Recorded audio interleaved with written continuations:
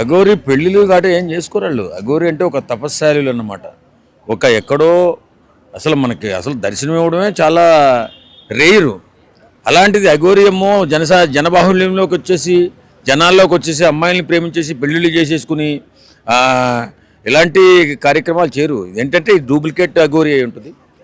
తర్వాత ఇది మాత్రం కరెక్ట్ కాదు. ఎందుకంటే ఒక కుటుంబంలో ఉన్నటువంటి ఒక అమ్మాయిని తీసుకుపోయి పెళ్లి పేరుతో మోసం చేసి ఆ అమ్మాయిని అసలు ఈ నపవంచకుడు మన ఏమంటారు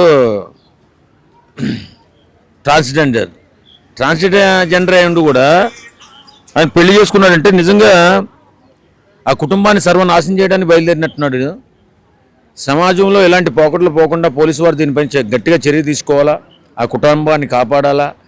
ఇలాంటి దుర్మార్గుల్ని సమాజంలో తిరుగుతున్నటువంటి అఘోరి పేరుతో సనాతన ధర్మం పేరుతో తిరుగుతున్నటువంటి దుర్మార్గుల్ని మోసగాళ్ళగా గుర్తించి పోలీస్ డిపార్ట్మెంట్ వాళ్ళ పట్ల కఠినంగా శిక్షించాలని మనస్ఫూర్తిగా కోరుకుంటున్నాను.